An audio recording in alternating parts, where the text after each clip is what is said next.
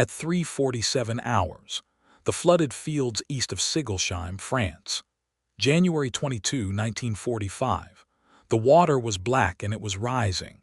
Private Elijah Boudreau lay flat in it, chest deep in a drainage ditch that had frozen at the edges and stayed liquid in the middle, and he did not move. Somewhere 40 meters north, a German patrol was walking a line they thought was empty ground. It wasn't. His face was the color of the mud around him, not paint, not issue camouflage, something he'd mixed himself from ditch silt and boot grease 3 hours earlier, against a direct order not to. His breath came out in slow, controlled clouds he'd learned to angle downward into the collar of his coat, so the cold wouldn't give him away. His right hand moved just once toward his palm. He didn't look at it. He never looked at it. He just needed to feel it was still there. Then he picked up what was left of the weapon lying beside him in the water, a rifle that didn't officially exist, built from 3 dead men's equipment and 1 live man's stubbornness. And he waited. 18 riflemen, 1 American, no radio, no backup, no orders. The patrol kept walking. You'll understand in a moment why his commanding officer told him 3 days earlier that this exact plan would get him court-martialed, but not yet. Because right now, in the freezing dark, Elijah Boudreau was about to do something that would end up in a German officer's private letters home, something no official after-action report would ever fully explain, and something his own battalion would argue about for the rest of their lives. The first German boot broke the ice at the ditch's edge, 11 feet away. Elijah didn't breathe. He counted the footsteps instead, an old trick, counting instead of listening, because listening let fear in and counting didn't. Somewhere behind that patrol were 17 more men he couldn't yet see, spread in a loose column across ground they believed belonged entirely to them. They had no reason to think otherwise. Nothing on their maps, nothing in their briefings, nothing in 6 weeks of quiet nights on this stretch of the line had told them a single man could be lying in that water, waiting, close enough to hear them breathing. What happened in the next 4 minutes would leave 18 enemy riflemen unable to continue the fight, and it started with a technique the U.S. Army had specifically forbidden him from using. To understand why a private first class with 2 write-ups for insubordination was lying alone in freezing swamp water at 3:45 in the morning, you have to go back. Not far. Just 3 days.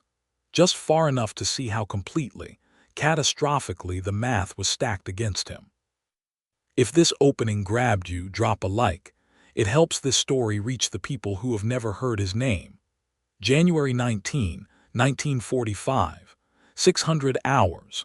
Forward positions near the Calmer Pocket, Alsace, France. 3 days before that ditch, the situation looked like this. The German 19th Army was dug into the Calmer Pocket, a stubborn bulge of occupied France the Allies had been trying to collapse since November. The ground favored the defenders, flooded fields, frozen mud, sightlines a mile long in some stretches, and dug-in machine gun nests reinforced with concrete from the old Maginot defenses. Elijah's unit, a rifle company attached to the U.S. 3rd Infantry Division, had been ordered to hold a forward position with almost nothing to hold it with. Ammunition resupply hadn't reached them in 2 days. The company was down 2 full squads from casualties and frostbite.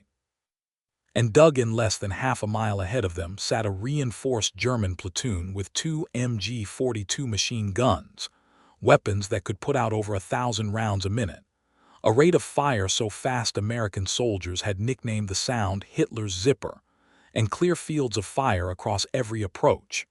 Do the math with me. 18 entrenched riflemen, 2 machine gun crews, versus 1 severely understrength American platoon with dwindling ammunition and no armor support. Enemy POV.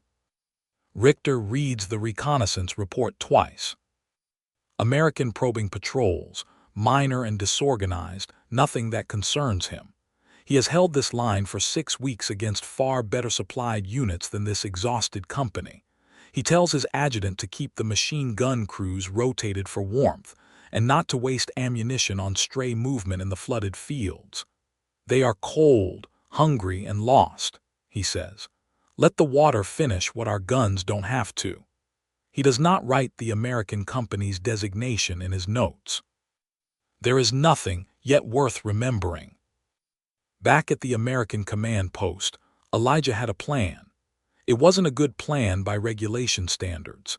It involved abandoning issue camouflage entirely, soaking his uniform and gear in ditch water and mud to kill the smell of gun oil and wool that dogs and trained scouts could catch from 50 yards off, and crawling solo through a flooded approach every map in the company said was impassable.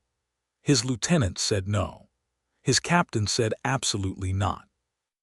"You'll drown or you'll freeze before you're ever within rifle range," his captain told him, and I'm not writing a letter home explaining that. By 800 hours the order stood: hold position, wait for resupply that wasn't coming, and do not under any circumstances attempt an unauthorized solo movement toward the German line. Elijah saluted. He said, "Yes, sir." Then he started quietly gathering what he'd need anyway. The tactical picture, on paper, was as close to hopeless as a company commander could reasonably describe without using that word out loud. The forward German platoon held raised ground behind a natural moat of flooded pasture land. Terrain the retreating Wehrmacht had deliberately let flood weeks earlier by breaking irrigation control gates upstream, turning what had been farmland into a defensive obstacle no armor could cross, and no infantry could rush without wading waist-deep for 200 meters under direct fire. American artillery support existed on paper only. The batteries assigned to the sector had been redirected 2 days earlier to support a division-level push further south, and requests for a fire mission against the Calmer pocket position had gone unanswered for 18 hours. Every man in the company understood the arithmetic. A daylight assault across that field, without artillery softening the German position first, would cost the company most of its remaining strength for ground that might not even hold once taken. Elijah had walked the forward line twice in the 2 days prior, alone at dusk, studying the water level and the angle of the German sightlines, the way his father used to study the grain of a piece of iron before deciding where to strike it. He'd noticed something the maps hadn't accounted for: a drainage ditch running perpendicular to the main flood line, deep enough to submerge a crawling man to the neck, invisible from the German position because of a low rise of frozen reeds along its northern bank. It was the kind of detail nobody, but a man who'd spent a childhood reading water for a living, would ever have found useful instead of simply dangerous. Subscribe now so you don't miss what he built next. It changes everything. Before the war, Elijah Boudreaux was nobody the Army particularly wanted. He'd grown up in a stretch of bayou country outside Yuma, Louisiana, in a stilt house his grandfather built with his own hands, in a family that spoke as much French as English at the supper table. His father was a blacksmith and gunsmith who fixed trapping guns and duck rifles for half the parish, and paid his bills mostly in trade: a sack of rice here, a share of the crawfish catch there. Elijah grew up in that shop. He learned the weight of a hammer before he learned to read.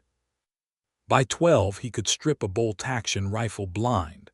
By 14 he was rebuilding trigger assemblies his father trusted him to touch.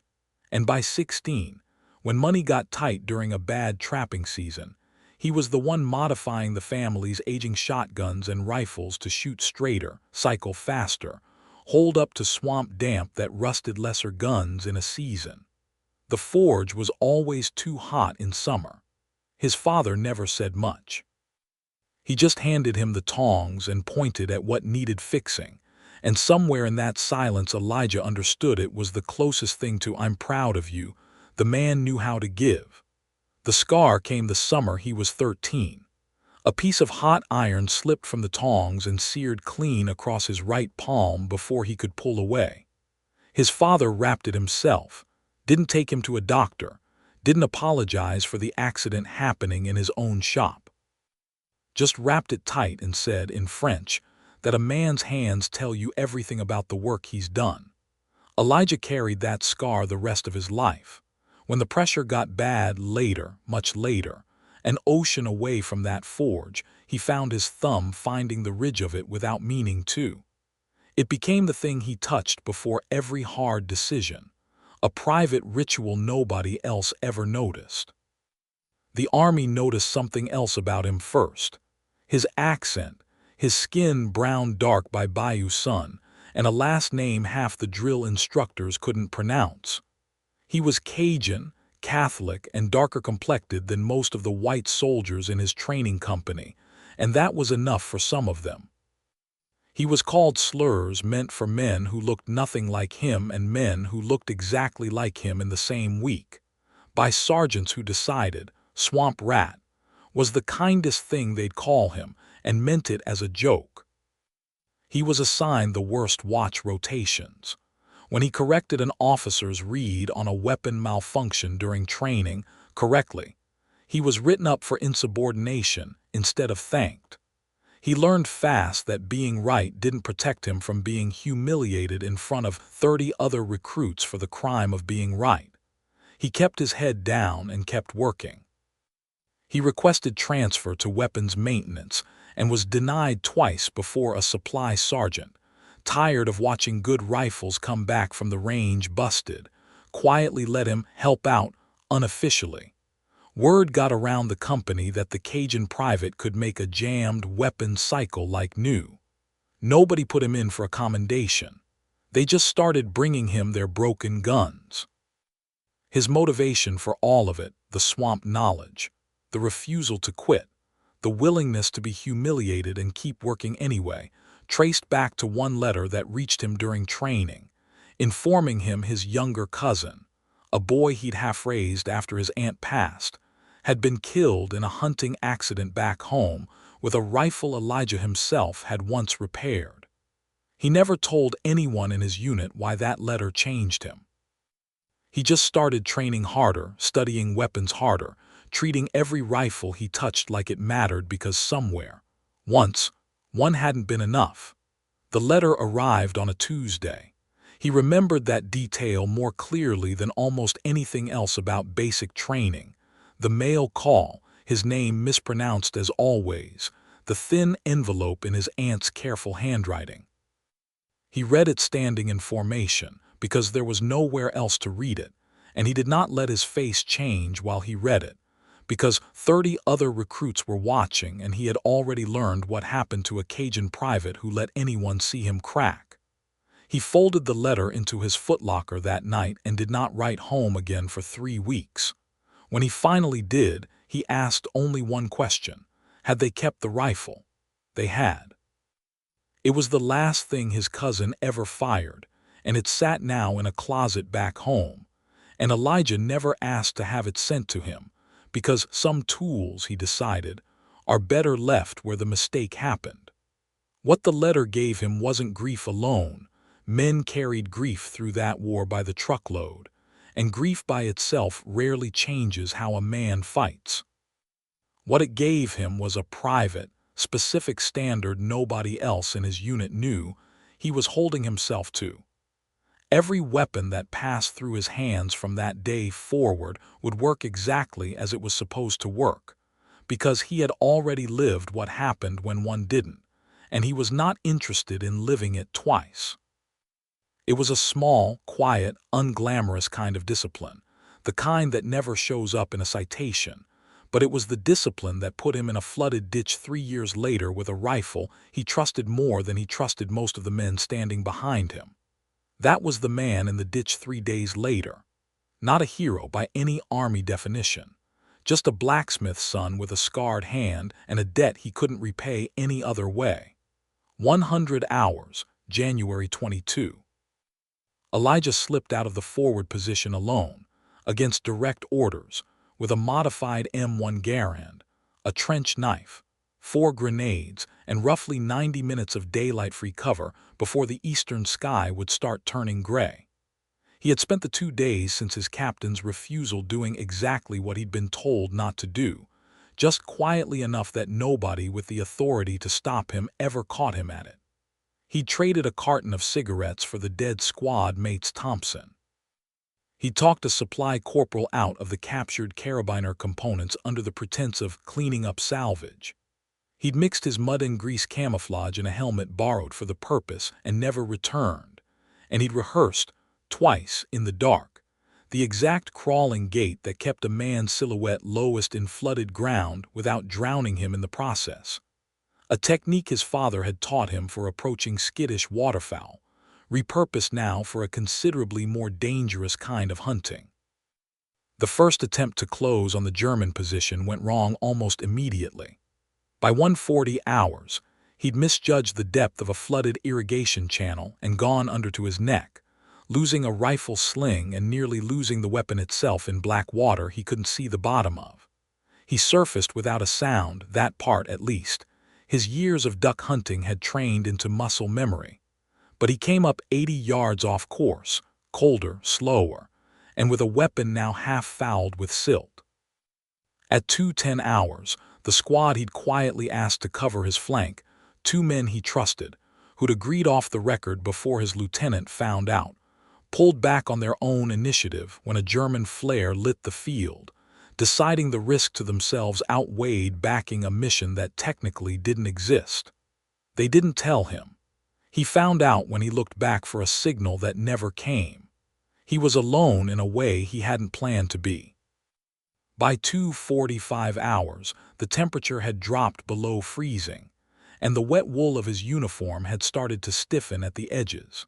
His left hand, gripping the rifle stock, had gone from numb to something worse, a deep, arthritic ache that made his fingers slow to respond, dangerous in a job that required split-second trigger discipline. At 300 hours, moving low along a hedge line, he took a graze from a sentry's opportunistic burst of fire. Not a clean wound, a tearing furrow across his left forearm that he packed with a strip of his own undershirt without stopping to think about infection, because stopping meant dying in the mud. Somewhere in that hour, cut off, wounded, freezing, and functionally alone, Elijah made a choice that the record would never comfortably explain. A wounded German soldier, separated from his own patrol, bleeding from a leg wound, disoriented in the dark, stumbled almost directly into Elijah's position. Elijah didn't kill him. He also didn't help him. He shoved the wounded man forward, toward open ground, toward the sightline of his own countrymen, and let him stumble, crying out, into the exact stretch of field that would draw German attention and fire away from Elijah's real position. The man's cries pulled 2 riflemen out of cover to reach him. Elijah used the 4 seconds that bought him to move 60 yards closer, undetected. He never looked back to see what happened to the wounded man. The narrative does not resolve what became of him. It simply happened in the dark, and Elijah kept moving.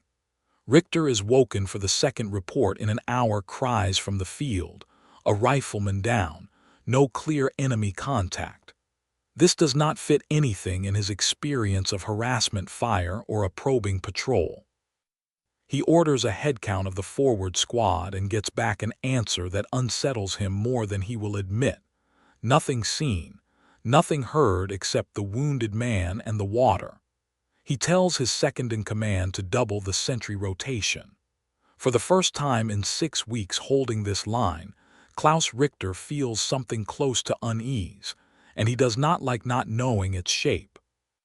By 3:30 hours, Elijah had reached a collapsed farm outbuilding 200 meters from the German position. Cover, finally, and time to do the only thing that might actually even the numbers. He had scavenged and carried across 3 days of preparation. His own M1 Garand, battle-damaged from the water crossing and no longer reliably cycling. A Thompson submachine gun taken off a dead squad mate 2 weeks earlier, magazine-fed and fast-firing but wildly inaccurate past 30 yards. And the bolt and barrel assembly of a captured Carabiner 98K, stripped from a dead German scout, prized for its long-range accuracy, but painfully slow to reload one round at a time. Working by feel in the dark, hands shaking from cold and blood loss, he began building something none of the three weapons could do alone. He stripped the Garand's semi-auto action and receiver, the fastest reliable follow-up shots available to him, and married it, using tools no more sophisticated than his trench knife, a multi-tool and raw mechanical memory from a decade in his father's shop, to the Carabiner's longer, more accurate barrel, filed and seated by hand to fit the Garand's existing chamber tolerances closely enough to function. The German barrel's tighter rifling and longer sight radius solved the one problem the Garand alone couldn't: accurate follow-up shots past 200 yards in low light. From the ruined Thompson, he salvaged nothing structural. Its receiver was too damaged from the water crossing, but he kept its magazine pouches and repurposed its sling swivel hardware to rig a faster reload system onto the hybrid rifle, cutting his reload time nearly in half. The work demanded a precision his frozen fingers kept fighting him on. Filing the German barrel's shank down to seat against the Garand's receiver ring meant removing metal in increments smaller than a matchstick's width, checking the fit by feel in near-total darkness, aware that a single miscalculation could crack the receiver or, worse, cause the action to fail catastrophically the first time he pulled the trigger under fire. He worked the file in short, controlled strokes, blowing metal shavings clear with his breath rather than risk a light, pausing every few strokes to test the bolt's travel by hand. Twice he had to back the fit off and start again when the barrel seated a hair too tight and bound the action. The cold made every joint in his hands feel like it belonged to someone else, and more than once his bad forearm cramped hard enough that he had to stop, breathe, and wait it out before continuing. His scarred right palm worked the metal the whole time, thumb finding the old burn ridge between each adjustment, an old habit steadying hands that had every reason to shake. The first test came at 3:35 hours, a single suppressed shot into the frozen mud to check the action cycled clean. It did. The hybrid held. He had built in a collapsed barn in the middle of a war zone, a rifle that could reload almost as fast as a Garand and hit as true as a scoped German carbine at range, solving, in one exhausted hour, the exact problem that had made the coming fight impossible on paper. By 3:47 hours, he was back in the ditch, and 18 German riflemen were about to start their patrol. There in the freezing water, his resolve cracked once briefly, the cold, the wound, the isolation collapsing in on him all at once, until his hand found his palm again, found the old scar, and something in him steadied the way it always had in his father's shop when the work felt too big for his hands. He didn't pray. He didn't speak. He just breathed once deliberately and picked the weapon back up. 3:47 hours. The first German boot broke the ice at the ditch's edge, 11 feet from where Elijah lay motionless. 3:48 hours. He fired once, and the hybrid rifle's German-barreled accuracy put the round exactly where he needed it, dropping the lead scout before the man's second boot found the ground. The patrol scattered trained soldiers, disciplined even in surprise, diving for whatever cover the flooded field offered, opening return fire into a position they couldn't see. First peek, the impossible succeeds. The hybrid's faster reload cycle let him put down 2 more riflemen in the 11 seconds it took the rest of the patrol to locate his muzzle flash. A rate of accurate fire the standard-issue Garand alone couldn't have matched in that light, at that range, with his wounded arm. Then it nearly fell apart. A German rifle grenade landed close enough to throw freezing water and mud across his position, and for 3 or 4 seconds Elijah was blind, deaf on one side, certain the position was about to be overrun. Second peak, the near collapse. He lost his footing scrambling for a new firing position, went down hard on his wounded arm, and for one terrible stretch of seconds could not find the rifle in the dark water at all. His hand found his palm instead, just for a second. The old scar, the old steadying habit, and then his fingers found the rifle stock a breath later and he came up firing. Third peak, the legendary act. What followed was 4 minutes that 18 German riflemen and one increasingly alarmed command post would spend the rest of their lives trying to explain. Moving low through flooded ground that gave him cover no standing man could use, firing from angles the patrol couldn't predict because no rational commander would have chosen that ground to fight from, Elijah used the hybrid rifle's accuracy to force the scattered patrol into a crossfire of their own making. Men shooting blind into the dark hit each other as often as they hit nothing at all. 3:51 hours. The field went silent. The silence itself was almost harder to bear than the noise had been. 4 minutes earlier, the air had been solid with muzzle flash and freezing water thrown up in sheets, and men shouting orders in two languages that neither side could fully hear over their own gunfire. Now there was nothing but dripping water, the tick of a cooling rifle barrel, and somewhere off to his right, a wounded man's breathing gone shallow and slow. Elijah lay still for almost a full minute before he trusted his legs to hold him, running one more time through the mental inventory his father had drilled into him without ever calling it that: hands check, eyes check, ammunition, 4 rounds, the ache in his forearm sharper now that the adrenaline had nowhere left to burn. Stop. Look at what just happened. Company C forward position. COLMAR pocket, January 22, 1945, 3:47 to 3:51 hours. Before, enemy position, 18 riflemen, 1 forward observation post, clear sightlines across 400 meters of flooded approach, friendly forces available to Boudreaux. 1 man, 1 improvised hybrid rifle, 34 remaining rounds. After, enemy casualties confirmed. 6 killed, 9 wounded and unable to continue the engagement. 3 fled the position, 18 riflemen removed from the fight entirely, ground retaken. The forward approach corridor, later used for the battalion's dawn advance, American lives saved estimated. The follow-on assault force of roughly 40 men that would otherwise have crossed that same field at daylight into intact German positions, ammunition expended. 22 rounds, time elapsed. 4 minutes. 1 man. Those numbers. Sit with that.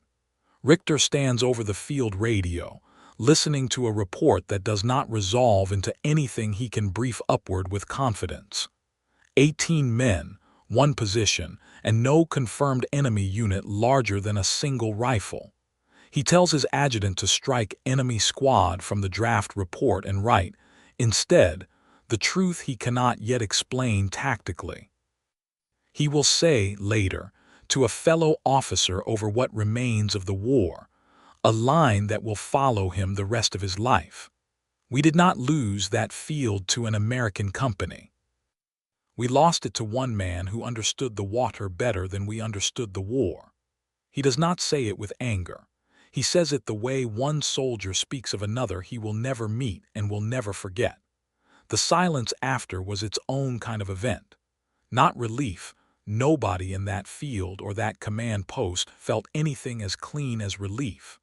Just the enormous, cold weight of what had happened, settling over both sides of the line at once. Back in the American position, the men who'd pulled back hours earlier watched Elijah walk in from the flooded field alone, soaked, bleeding, dragging a rifle that didn't match anything in the supply manual, and nobody said a word. Nobody cheered. They just watched him, faces unreadable in the pre-dawn gray, understanding they had just witnessed something they would never fully be able to describe to anyone who hadn't been there. If you're still here, you already know this story deserves more than a like, but leave one anyway. The dawn assault that followed later that morning crossed ground that, hours earlier, would have been a killing field. Company C's advance met minimal resistance across the corridor Elijah had cleared, and the battalion's push that day became one of the small, largely unheralded successes that helped collapse the Calmer pocket over the following 2 weeks.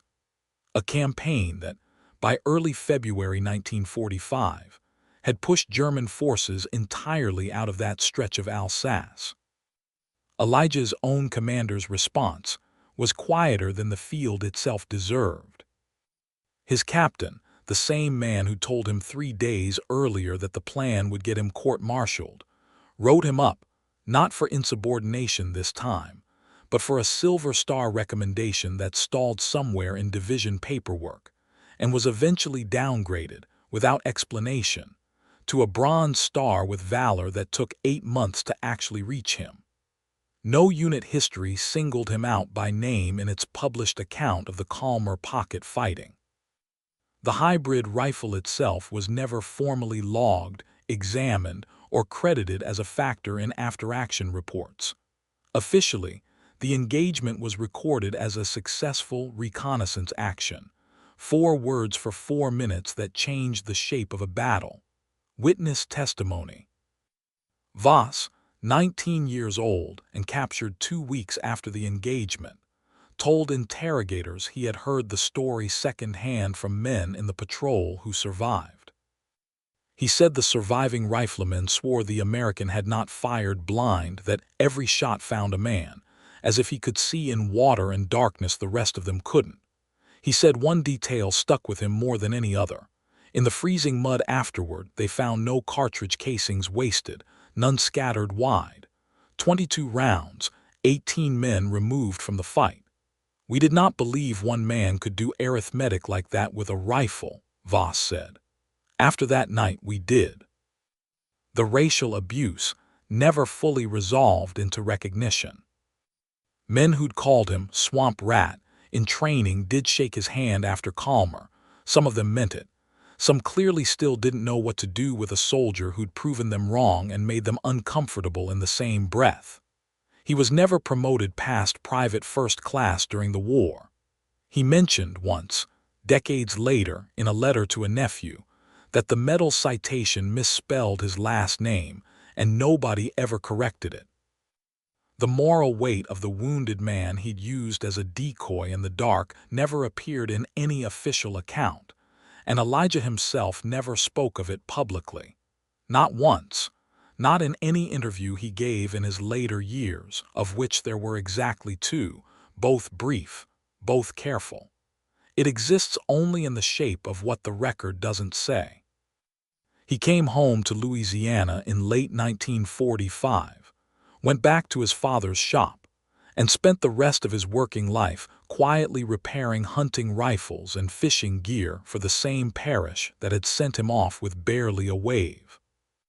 He married in 1947, raised 3 children who grew up, by all accounts, with almost no idea their father had done anything in the war beyond fix guns for the army. A phrase he used so often and so flatly that none of them thought to press him on it until he was already gone. He died in 1988. He never joined a veterans organization. He never gave a full interview about that night in the flooded field. Division records confirm the Calmer Pocket campaign closed by February 9, 1945, with German forces pushed entirely back across the Rhine. A real historical outcome that historians have credited to the cumulative weight of dozens of small, largely unrecorded actions like the one in that flooded field east of Sigelsheim. Actions that shortened the campaign by days the official histories can rarely attribute to any single name. Elijah Boudreau's name appears in exactly one surviving divisional supply ledger, misspelled, next to a line item for 1 rifle, modified, unauthorized, destroyed per regulation. The hybrid rifle itself did not survive the war intact. Army property regulations required all unauthorized modified weapons to be turned in and destroyed at the end of the campaign, and it was logged in a supply record as scrap and nothing more. What did survive was smaller. The scar on his right palm, which his daughter says he ran his thumb across, without seeming to notice he was doing it, for the rest of his life, at kitchen tables, at church, at his own workbench.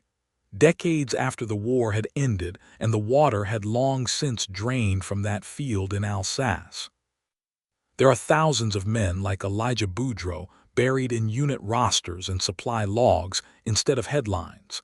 Men whose 4 most extraordinary minutes exist today only in a captured soldier's second-hand account and a medal citation that got his name wrong.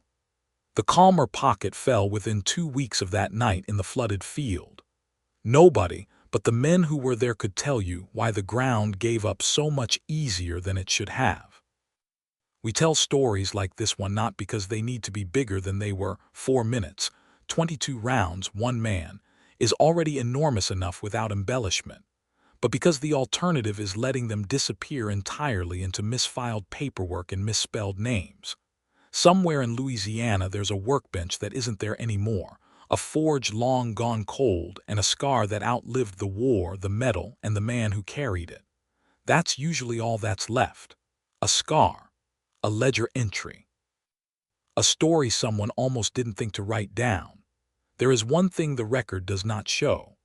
Sometime in the spring of 1945, well after the fighting in Alsace had moved east, a French farmer near Sigelsheim reported finding a German officer's greatcoat, folded and left dry on a fence post beside that same flooded field. No body, no unit markings, no explanation logged anywhere in the divisional record. No American patrol ever claimed responsibility for anything in that area after January. No one ever asked Elijah Boudreau about it. He died in 1988. He never gave a full account of that winter. Maybe the coat means nothing, or maybe it means everything. If this story found you, if his name meant nothing to you an hour ago and now it means something, then leave his name in the comments. Just his name, nothing else. Let's build him a memorial right here in this comment section where history forgot to put one. Subscribe because there are hundreds more of them, forgotten, waiting, and they deserve to be found.